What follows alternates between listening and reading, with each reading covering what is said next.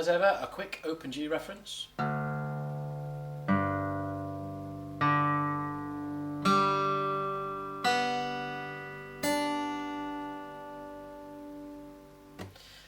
This lesson is going to focus on the signature lick in its entirety, but in particular I'm going to look at a couple of details that you might want to think about when you're practicing this finger pattern. Just before we do that, I should say that the finger pattern as I've presented it to you here is not based on one particular version of R.L.'s song. R.L. never seemed to play his songs quite the same way twice. Further down the line I will look at different approaches to the finger pattern. There are lots of variations that you can adopt, but for the time being I will rigidly stick to the finger pattern that I've presented to you so far, and it goes like this.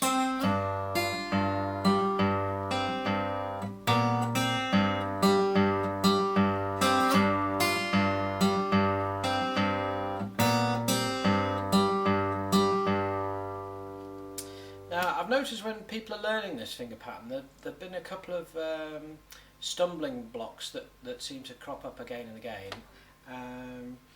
and I'll deal with them in sequence. The first one is associated with this sliding phrase, and quite often people have a tendency to stab at this slide.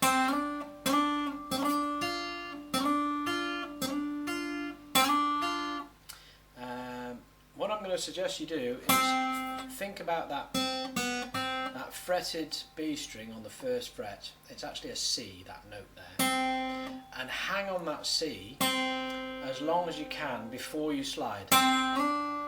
So let it ring out, and so you can hear the pronounced C before you slide. So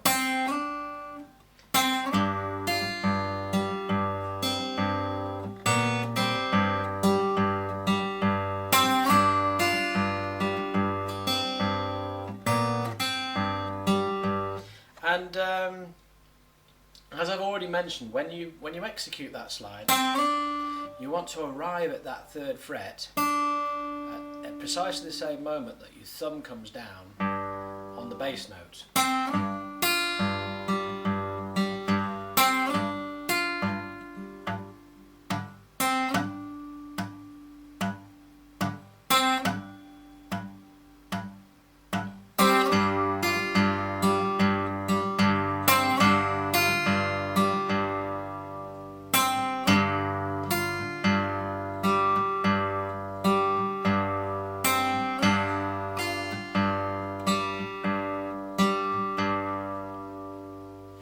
Okay, I'll move on to the other thing that I want you to have a look at.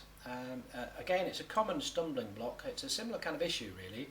Is when we come to this raised bass note. Again, people have a tendency to stab at it. So it's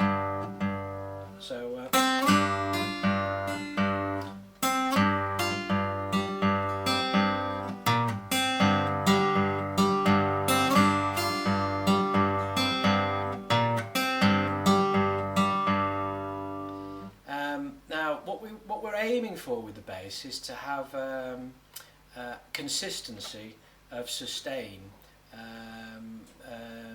throughout the bass line, as it were. So the bass line is kind of like a Red Indian chant, really. How, how, how, how, how, how, how, how, how, how, how, how, how, how.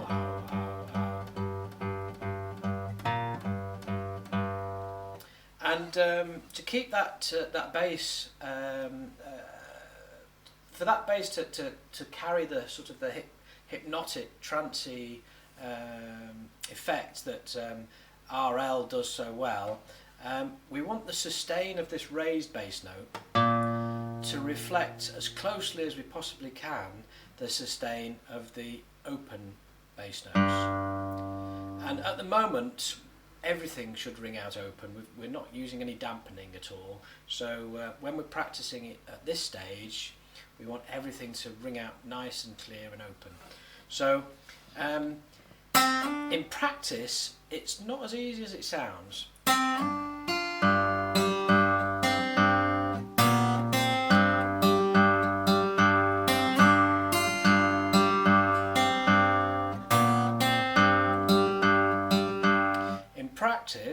what this means is that when we play this raised bass note, the following note, which is a C on the B string there, where we rock back with the index finger to play that first fret on the B string. And what we want to do is rock back to that B string and let this finger drop down and pluck it with the right hand just before we let go of the bass note. So there is a moment when both those fingers are in full contact with the fingerboard.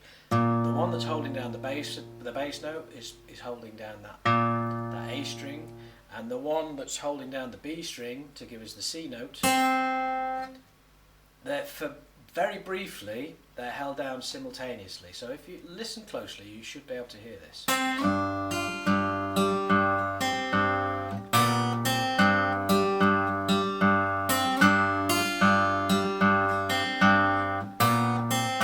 Oops, I held on to it too long there. It is quite a tricky thing to get your head around, and it may take some practice. I'll go slowly. Whoops.